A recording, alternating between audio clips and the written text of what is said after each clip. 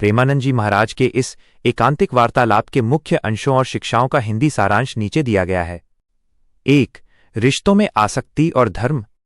महाराज जी समझाते हैं कि आज के समय में गर्लफ्रेंड बॉयफ्रेंड या लिविंग रिलेशनशिप जैसी प्रथाएं केवल वासनाओं के शोषण का जरिया बन गई हैं, जो हमारे सनातन धर्म का हिस्सा नहीं थीं। यदि किसी सांसारिक व्यक्ति से गहरा लगाव हो और वो रिश्ता टूट जाए तो साधक को विचलित नहीं होना चाहिए। सच्चा मित्र वही है जो आपको गलत रास्ते से हटाकर भगवान के मार्ग पर ले जाए। प्रेम का अर्थ शरीर का सुख नहीं बल्कि जीवन भर का समर्पण है। 2. ईश्वर की सहायता को कैसे पहचानें। जब भगवान किसी व्यक्ति को माध्यम बनाकर आपकी मदद करते हैं तो उसकी पहचान के 3 लक्षण हैं। उस व्यक्ति से आपका कोई व्यक्तिगत परिचय न हो, आपके मन में सहायता के लिए कोई पूर्व संकल्प या इच्छा न रही हो, वह व्यक्ति अचानक और बिना किसी स्वार्थ के आपकी मदद करके चला जाए। महाराज जी ने अपना उदाहरण देते हुए बताया कि कैसे वाराणसी जाते समय एक अपरिचित व्यक्ति ने उनकी रेल टिकट की समस्या का समाधान किया था।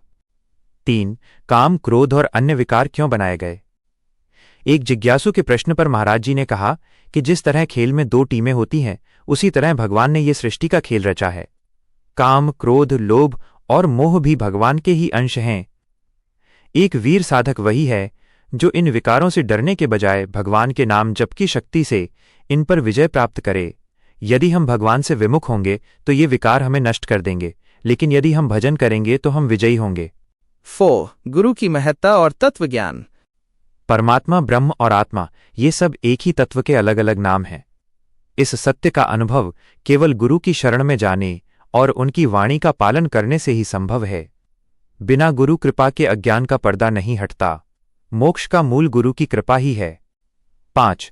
कलयुग में नाम जप ही सर्वोपरि है। महाराज अपने जीवन के अनुभवों को साझा करते हुए बताया कि उन्होंने योग, सांख्य और अष्टांग योग के मार्ग देखे हैं, लेकिन नाम जप से बढ़कर कुछ भी नहीं है। कलयुग में केवल नाम ही एकमात्र आधार है जो मनुष्य का बेड़ा पार लगा सकता है। भगवान से भी बड़ा भगवान का नाम है। 6. मनुष्य जीवन का असली लक्ष्य। 84 लाख योनियों में केवल मनुष्य योनि ही ऐसी है जो भोग के लिए नहीं बल्कि परमात्मा की प्राप्ति के लिए मिली है। जैसे पतंगा दीपक की लौ में जलकर नष्ट हो जाता है, वैसे ही मनुष्य इंद्रियों के सुखों और धन की आसक्ति में अपना कीमती जीवन व्यर्थ कर देता है। हमें समुद्र की तरह अडिग रहना चाहिए, चाहे सुख आए या दुख, हमारा भगवत चिंतन नहीं रुकना चाहिए। 7. भगवान से क्या मांगे। प्रभु से कुछ भी मांगना एक तरह की संकीर्णता है। सच्ची शरणागति ये है कि हम कहें, हे प्रभु, जिसमें आपकी खुशी हो वही करें। महाराज जी ने गुरु अर्जुन देव जी का उदाहरण दिया, जिन्होंने अत्यंत कष्ट सहते हुए भी यही कहा कि तेरा किया मीठा लागे।